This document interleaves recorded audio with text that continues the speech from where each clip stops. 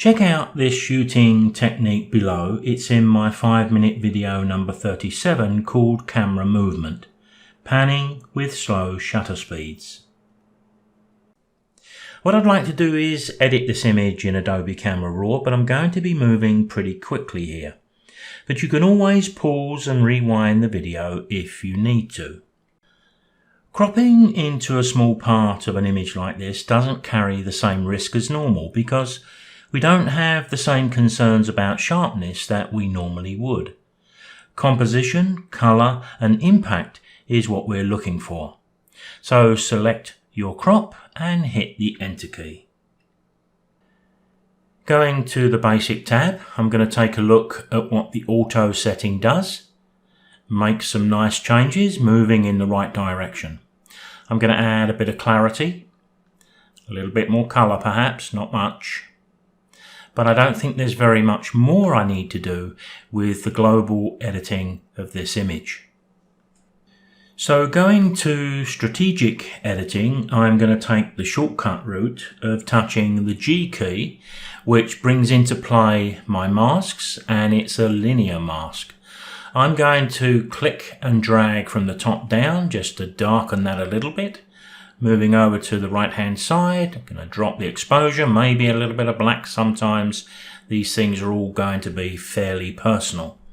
Once again, I'll hit the G key again and click and drag from the right inwards.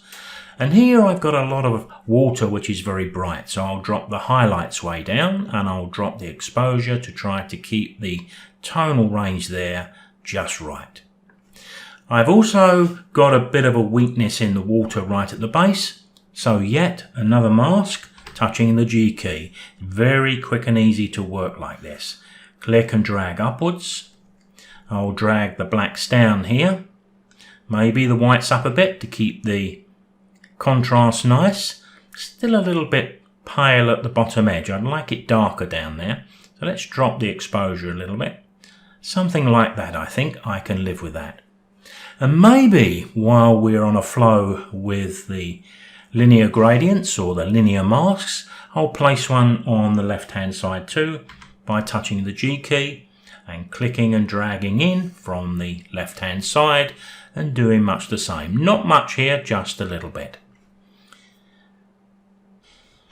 Now I'd like to do a bit of work on my surfer. I've already checked out selecting subject, but it selects too much. I think the quicker route is via the brush.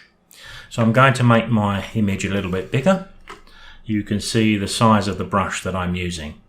What I want to do here is to lift the shadows of the surfer a little bit and maybe the colour. So let's lift them. A little bit of exposure, we can always adjust these, and a bit more saturation. I may even want a little bit more in the temperature. Let's take a look.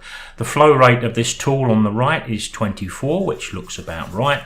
So I just want to lift the tones here a little bit, just to make him a little bit more prominent.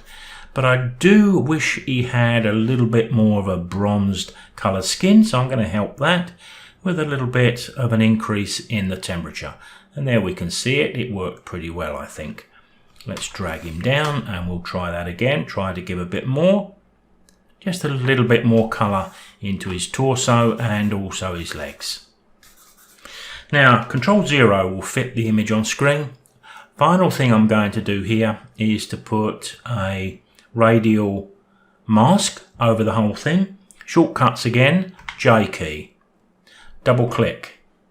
Hit the X key to inverse that. Then I can go over here and just drop the edges down just a little bit, just to hold everything nicely on the surfer.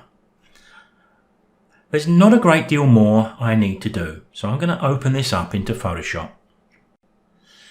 A couple of quick changes. I have a bit of a streak in the water, which is a little distracting, so I think I'll select my healing brush and I should be able to just wipe that out pretty quick and easy. No problem at all. If you've got any little specks that are a little bit distracting, we can also touch them too, but once again, some of these things are going to be hugely personal. The last thing, I may like to add even a little more colour to my surfer. And one of the ways I like to do that when I don't have to go too far is by going over to the options on the left hand side. Mixed in with the dodge and burn is a sponge tool. From the top of the screen we can select saturate, and from the flow I'm going to set that at around 10%. So I'm going to bring the size of my surfer up just a little bit. So now I can do just a little work if I wanted to do a little bit more on the colour here, especially with the lad's legs, and maybe make that lovely red surfboard. What a great choice of colour for this shot. But that's the sort of thing, quick and easy, but we do end up with an image with a fair degree of impact and appeal, I hope. Adobe Camera Raw and the masks within it make image editing quick and efficient. Thanks for watching.